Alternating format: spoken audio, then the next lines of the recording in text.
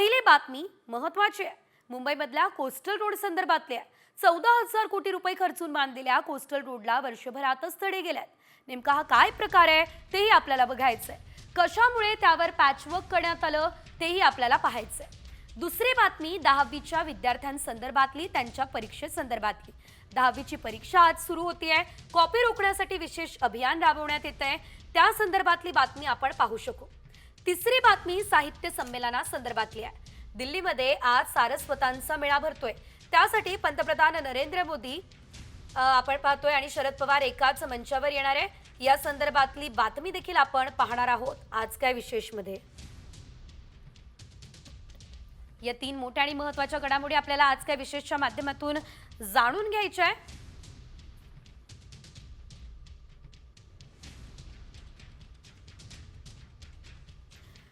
त्यात आज काय विशेष मध्ये पहिली विशेष बातमी आणि एक्सक्लुझिव्ह बातमी.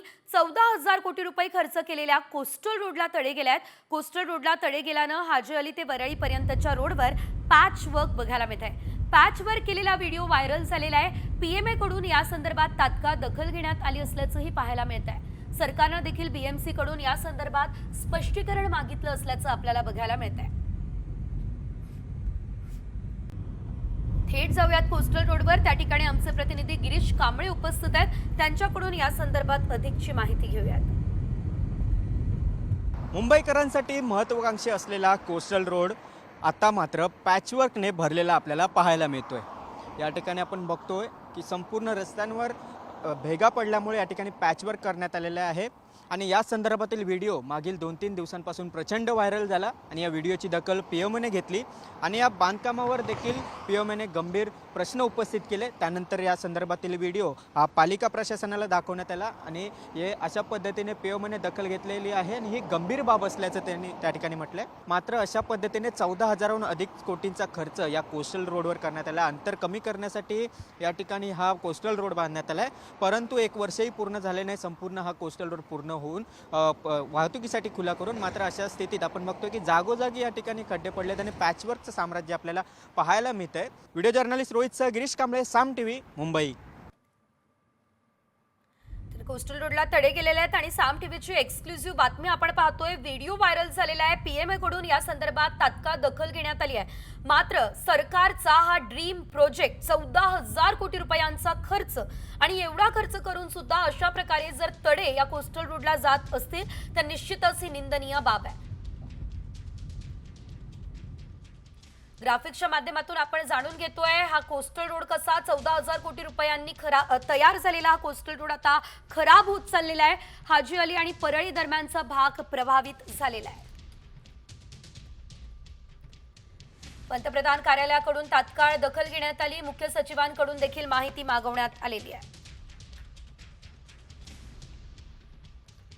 राज्य सरकारनं देखील बीएमसी कडून या संदर्भात स्पष्टीकरण मागितलेलं आहे.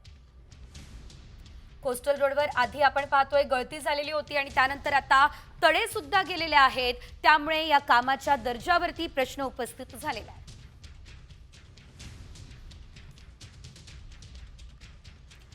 त्यामुळे आता या संदर्भात नेमकी काय कारवाई केली जाणार हे बघणं देखील तितकंच महत्त्वाचं असेल. याशिवाय आपण आता उर्वरित सर्व बातम्यांचा घेऊयात वेगवान आढावा. दिल्लीमध्ये आजपासून आपण पाहतो 98वं अखिल भारतीय मराठी साहित्य संमेलन सुरू होत आहे. पंतप्रधान मोदींच्या हस्ते दुपारी 3:30 वाजता साहित्य संमेलनाचं उद्घाटन सुद्धा होणार आहे आणि यावेळेस मुख्यमंत्री देवेंद्र फडणवीस शिवाय साहित्य संमेलनाच्या अध्यक्ष डॉक्टर तारा भवाळकर, स्वागताध्यक्ष शरद पवार उपस्थित असणार आहेत.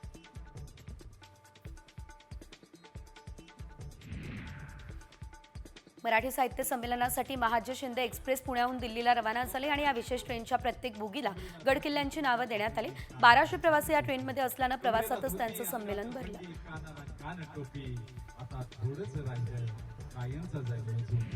एकीकडे दिल्लीमध्ये मराठी साहित्य संमेलन होत आहे, दुसरीकडे मुंबईमध्ये मराठी द्वेष काही थांबत नाहीये. दहिसर रेल्वे स्थानकावरील तिकीट खिडकीवर मराठी भाषेतील संवादावरून वाद झालाय. तिकीट खिडकीवरील महिलेने मराठी भाषा मला काही गरजेची वाटत नाही असं म्हणत प्रवाशासोबत अरेरावी केल्याचा व्हिडिओ समोर आला. त्यांना माहित नाही का मराठी भाषा काय आहे. इथे महाराष्ट्रामध्ये काम करतात नाही जमत जाणं सोडून निर्वाणी करता आमच्यावरती. भारतात 20 लाखांहून अधिक मृत्यू वायू प्रदूषणामुळे होत असल्याची धक्कादायक माहिती समोर आली. अर्थ ग्लोबलच्या अहवालामध्ये हा दावा करण्यात आला. शिवाय जगातील 15 सर्वात प्रदूषित शहरांपैकी 12 शहर भारतात येत असल्याचं या अहवालामध्ये नमूद करण्यात आलंय. नागपूर शहरातल्या अनेक भागांमध्ये उद्या पाणी पुरवठा बंद असेल. पारडी फिडरवरती पाईपलाईन जोडणीचं काम होणार आहे, त्यामुळे उद्यापासून रविवारी 11 पर्यंत पाणी पुरवठा बंद असेल.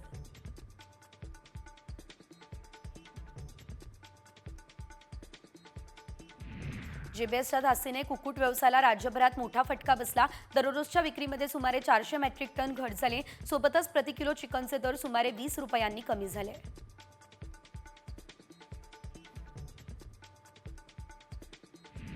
लहान सहान बैठकांसाठी जिल्हाधिकाऱ्यांना बोलावू नका या सूचना महसूल विभागानं इतर विभागांना केल्या. फक्त बुधवारी आणि गुरुवारी जिल्हाधिकाऱ्यांसोबत बैठका घेण्यात याव्या. याशिवाय व्हिडिओ कॉन्फरन्सिंगद्वारे अशा सूचना करण्यात आल्या आहेत. बैठकीसाठी महसूल विभागाची लेखी पुनर्परवानगी घेणं आवश्यक असणार आहे. टोरेस घोटाळ्याप्रकरणी आर्थिक गुन्हे शाखेने 7वी अटक केली आहे. नवी मुंबईमधून लल्लन सिंह नावाच्या व्यक्तीला अटक झालेली आहे. आरोपीने तब्बल 13 कोटी रुपये हे ब्लॅकचे वाईट केलेले आहेत. तर गुंतवणूकदारांकडून मिळणारी रोकड बँकेच्या माध्यमातून पुन्हा टोरेसच्या खात्यात वळवली आहे असाही आरोप आहे. कोल्हापूरमधील शिवाजी विद्यापीठाच्या नामांतराचा वाद पेटण्याची शक्यता आहे. हिंदू जनजागृती समितीने शिवाजी असा एकेरी उल्लेख हटवावा ही मागणी आहे. छत्रपती शिवाजी महाराज विद्यापीठ असं नामांतर करावं अशी मागणी केली जाते आहे. शक्तीपीठ महामार्गावरून कोल्हापूर जिल्ह्यातून 12 जुलैतील 12 मार्चला एल्गार करण्याचा निर्णय घेण्यात आला. 12 मार्चला शेतकरी आझाद मैदानात धडकणार आहे. कोल्हापूरमध्ये शक्तीपीठ विरोधी परिषदेत आझाद मैदानात धडक देण्याचा निर्णय सुद्धा घेण्यात आला आहे. तिकडे छत्रपती संभाजीनगरमधल्या क्रांती चौकात शिवजयंती मिरवणुकीमध्ये एका संघटनेच्या कार्यकर्त्यानं थेट कुख्यात गँगस्टर लॉरेन्स बिश्नोईचे पोस्टर झळकावले. बिश्नोई गँग संभाजीनगरात हातपाय पसरवत असल्याचा अंदाज आहे. अशा प्रकारे गँगस्टरचं उदात्तीकरण कशासाठी करण्यात येत आहे हा सवाल नागरिकांकडून उपस्थित केला जातोय.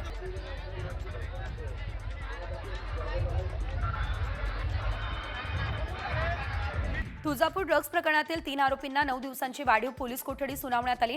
धाराशिव न्यायालयाकडून आरोपींना पोलीस तपासासाठी वाढीव कोठडी देण्यात आली आहे. ड्रग्ज प्रकरणात आता 72 तासात लेखी अहवाल देण्याचे आदेश पालकमंत्र्यांनी दिले.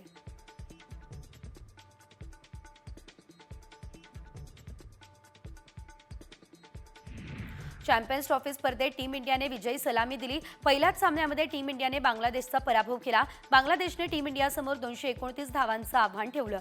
याला उत्तर देताना टीम इंडियाने 6 विकेट्स राखून विजय मिळवला.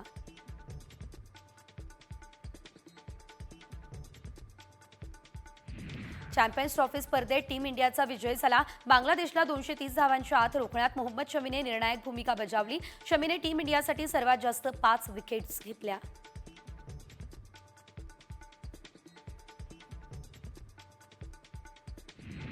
चॅम्पियन्स ट्रॉफी स्पर्धेत उपकर्णधार शुभमन गिल हा विजयाचा शिल्पकार ठरला. शुभमन गिलने शतकी खेळी केली. शुभमनने नाबाद 101 धावा केल्या तर के.एल. राहुल याने शुभमनला चांगली साथ दिली. टीम इंडियाला विजयापर्यंत पोहोचवण्यात महत्त्वाची भूमिका बजावली.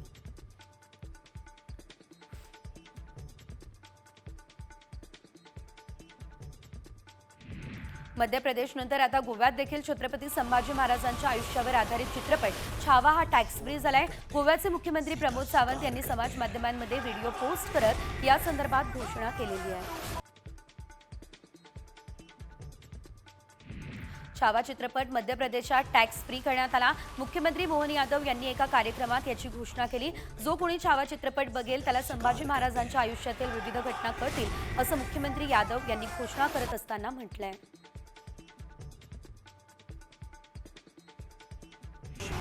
छावा सिनेमाने बॉक्स ऑफिसवर कमाईचे नवनवीन विक्रम रचले. अवघ्या एका आठवड्यामध्ये छावाने 200 कोटी रुपयांच्या कमाईचा आकडा पार केला. 7व्या दिवशी छावानं 203 कोटी 68 लाखांची कमाई केली. अभिनेता विकी कौशलने सोशल मीडियावर ही माहिती दिली.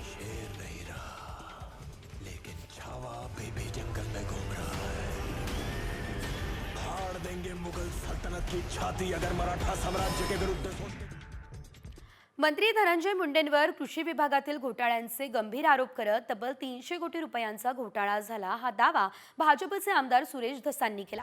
यासह कृषी विभागातील कृषी सहाय्यक ते उपसंचालक पदापर्यंतच्या बदल्यांसाठी तब्बल 100 कोटी रुपयांची तडजोड झाली. 20,000 रुपयांपासून ते तब्बल 1 कोटी रुपयांपर्यंत ही रक्कम संबंधित अशा कृषी सहाय्यकांपासून ते तंत्र अधिकाऱ्यांकडून घेण्यात आली. हा दावा आमदार धस यांनी केला असल्याचं बघायला मिळालं. आणि याशिवाय जर आपण बघितलं तर आमदार धस यांनी या बदल्यांसाठीचे रेट कार्ड प्रेस नोटमधून जाहीर केले. कृषी विभागात धनंजय मुंडेंच्या कालावधीमध्ये बदल्या आणि पदोन्नत्यांचे दर खालीलप्रमाणे होते असं सुरेश धस यांनी पत्रकार परिषदेतून रेट कार्ड सुद्धा वाचून दाखवलंय.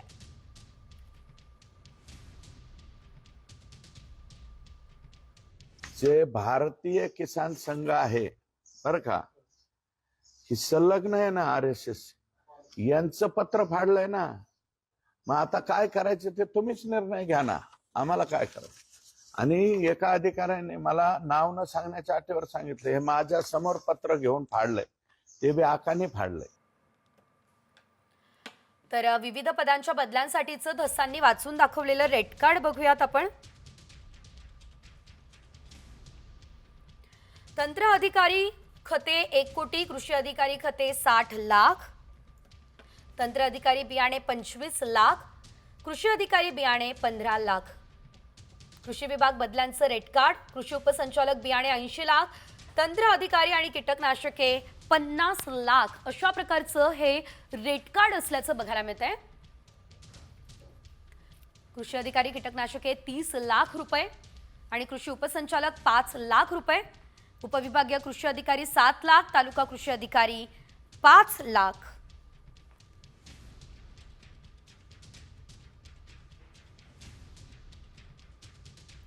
तर कृषी विभागातल्या बदलांसाठीचं हे जे रेट कार्ड आहे ते धस यांनी वाचून दाखवलेलं आहे आणि धनंजय मुंडेंवर गंभीर स्वरूपाचे आरोपही केलेले आहेत. शिवाय राज्यभरातल्या बातम्यांचा आढावा 36 जुलै 36 रिपोर्टर्समध्ये. संभाजीनगरात शिवजयंती मिरवणुकीत एका संघटनेच्या कार्यकर्त्याने गँगस्टर लॉरेन्स बिश्नोईचे पोस्टर झळकावले. बिश्नोई गँग संभाजीनगरात हातपाय पसरवतीये का? अशा प्रकारे गँगस्टरचं उदात्तीकरण कशासाठी केलं जातंय हा सवाल नागरिकांनी उपस्थित केलेला आहे.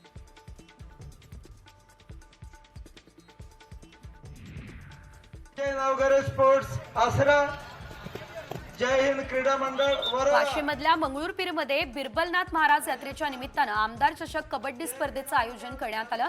विजेत्या संघास लाखो रुपयांची बक्षिसं देण्यात आली. या कबड्डी स्पर्धा पाहण्यासाठी मागील 3 दिवसांपासून प्रेक्षकांनी चांगलीच गर्दी केली असल्याचं देखील बघायला मिळालं. जय हिंद क्रीडा मंडळ वरोरा. नाशिकच्या जिल्हा न्यायालयाच्या बाहेर 2 गटांमध्ये तुफान हाणामारी झाली. घरगुती वादातून मारामारी झाल्याचं प्राथमिक माहितीमध्ये समोर आलं.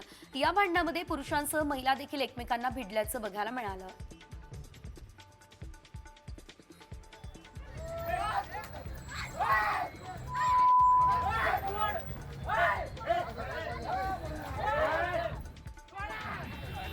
वसई विरार महानगरपालिकेने फेरीवाल्यांवर कारवाई केली. त्यामुळे महिला फेरीवाल्यांमध्ये संतापाचं वातावरण निर्माण झालं. फेरीवाल्यांकडून रोज 40 ते 60 रुपये पर्यंत पावती फाडली जाते. तरी देखील वारंवार आमच्या हातगाड्यांवर कारवाई का, हा प्रश्न आता महिला फेरीवाल्यांनी उपस्थित केलेला आहे.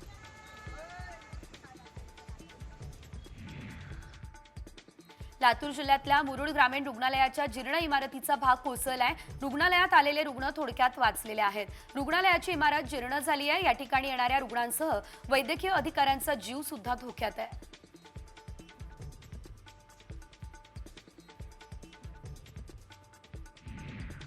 नांदेडच्या किनवट तालुक्यातील पैनगंगा नदी कोरडी पडली आहे. या नदीमधून पुरवठा होणाऱ्या साधारणतः 15 गावांना आगामी काळात पाणी टंचाईचा सामना करावा लागणार आहे. तर इस्लामपूर शहराजवळ सहस्रकुंडने देखील तळ गाठलेला आहे. इस्लामपूर शहरात देखील पाण्याची समस्या निर्माण होण्याची शक्यता सध्या तरी वर्तवली जात असल्याचं आपल्याला बघायला मिळतंय.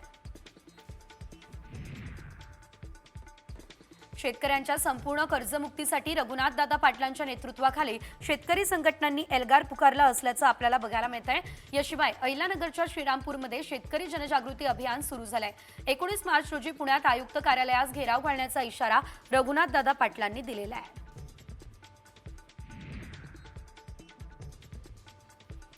भिवंडीमध्ये अंजूर फाट्यातील श्रीहरी कॉम्प्लेक्सच्या पार्किंगमध्ये एका दुचाकीला अचानक आग लागली असल्याचं बघायला मिळालं. त्यात शेजारी उभ्या असलेल्या तब्बल 5 दुचाकी देखील जळून खाक झाल्या असल्याचं पाहायला मिळालेलं आहे. एकंदरीत ही घटना सीसीटीव्ही कॅमेऱ्यामध्ये कैद झाली आहे. गाडीच्या बॅटरीच्या शॉर्ट सर्किटमुळे आग लागल्याचं समोर आलेलं आहे. तर घटनेमध्ये कोणतीही जीवितहानी मात्र झालेली नाही. चलो ऊपर से आयुष्यमान आरोग्य योजनेमध्ये आरोग्य मित्रांना 36,000 रुपये मानधन वाढवून द्यावं, दरवर्षी 10% वाढ करावी यासह इतर मागण्यांसाठी अमरावतीमधील आरोग्य मित्रांनी धरणे आंदोलन सुरू केलं. त्यामुळे 3 दिवसांपासून आयुष्यमान योजना पूर्णतः रखडली आहे. शासनाने तात्काळ तोडगा काढावा, जनतेला आरोग्य योजना सुरू करून द्यावी ही मागणी सामान्य नागरिक करताना दिसत आहे.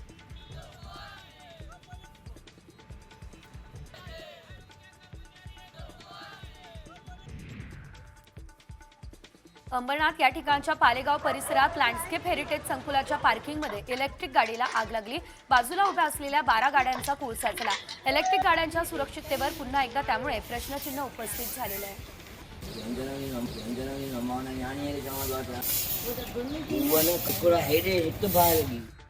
वर्धेच्या शास्त्री चौकात उभ्या असलेल्या ट्रॅव्हल्सला अचानक आग लागलेली आहे. आगीत ट्रॅव्हल्स पूर्णतः जळून खाक झाले आहे. अग्निशमन दलाने आगीला नियंत्रणात आणलं. ट्रॅव्हल्सला आग कशाने लागली याचं कारण मात्र अद्यापही अस्पष्ट आहे.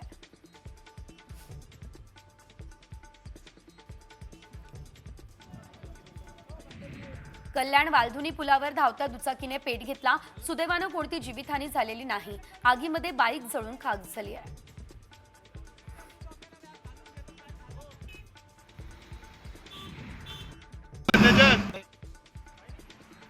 वाशिममधल्या समृद्धी महामार्गावर कारचा अपघात झाला. कार समोर अचानक नीलगाय आडवी आली आणि त्यामुळे हा अपघात झाला.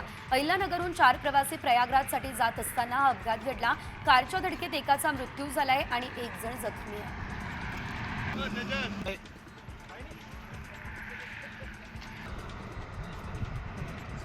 मनमाड चांदवड रस्त्यावर संध्याकाळच्या सुमारास अपघात झाला. एसटी बसने दुचाकीस्वाराला उडवलं आणि त्यामुळे अपघात झालाय. या अपघातात दुचाकीस्वाराचा मृत्यू झालाय. अपघातानंतर बस चालक फरार झाला असल्याची माहिती आहे.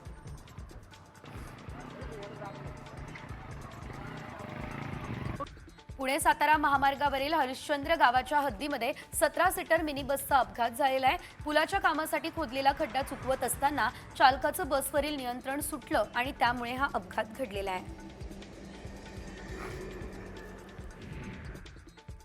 स्कूल बसची वाहनाला धडक बसलेली आहे. बसचा वेग जास्त असल्यानं अपघात झालाय. सुदैवानं कोणती जीवितहानी झालेली नाही. नवी मुंबईमधील घणसोलीमध्ये ही घटना घडली.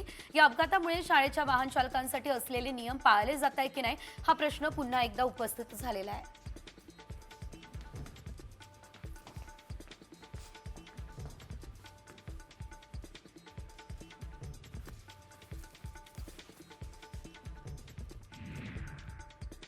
आणि आता बातमी आहे नाशिकमधून, कारण नाशिकच्या पालकमंत्री पदाच्या शर्यतीतून कृषी मंत्री माणिकराव कोकाटे यांचं नाव आता बाद झालेलं आहे. फसवणुकीच्या प्रकरणात माणिकराव कोकाटे यांना शिक्षा झाली आणि त्यामुळे ते बॅकफुटवर गेले असं बोललं जात आहे. त्यामुळे पालकमंत्री पदावर भाजपचा दावा अधिक भक्कम होण्याची चिन्ह सध्या तरी निर्माण झाली असल्याचं दिसतंय. महायुतीमध्ये नाशिकच्या पालकमंत्री पदाचा तिढा कायम आहे. भाजप आणि शिंदे गटासह राष्ट्रवादीचा पालकमंत्री पदावर दावा आहे.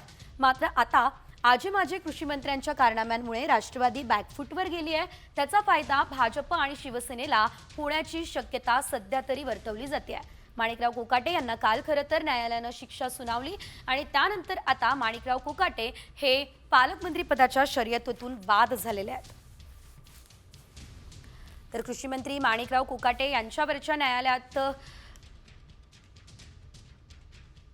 अपिलासाठी अर्ज करण्यात आलाय. तर खालच्या कोर्टानं सुनावलेल्या शिक्षेला माणिकराव कोकाटे वरच्या कोर्टामध्ये आव्हान देणार असल्याचं सुद्धा बघायला मिळतंय.